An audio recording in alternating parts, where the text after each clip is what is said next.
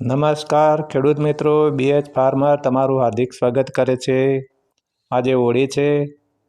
હોળીની જરાળ એટલે જાળ જોવી હોય તો હોળી પ્રગટાવો એ વખત તમે મુહૂર્ત પ્રમાણે પ્રગટાવી એ પ્રમાણે તમે જોઈ લેજો।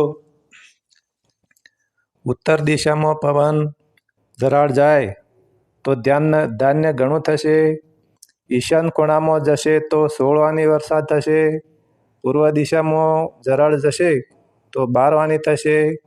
અગ્નિ ખૂણામાં જશે જરાળ તો તડકો વરસાદમાં સામેલ થશે। એમાં અસમંજસ થાય એમ। દક્ષિણ દિશામાં જાય પવનની એ જરાળ જશે તો વરસાદની અછત રહેશે। નૈઋત્ય ખૂણામાં જશે તો ઉપદ્રવ રોગ જીવાતનો ઉપદ્રવ। પશ્ચિમ દિશામાં જોઈએ તો 8 આની વર્ષ રહેશે। વાયવ્ય ખૂણામાં જશે તો પવન સાથે વરસાદ રહેશે। માટે તમે જાતે નક્કી કરી શકો છો ભાઈ।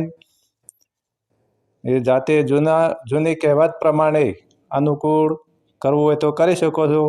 બાકી બીજું તો દ્વારકાધીશના હાથમાં છે અને પરમાત્મા માલિકના હાથમાં હોય છે। એટલે જાતે તમે નક્કી કર્યું કે આ વર્ક કેવું આવશે।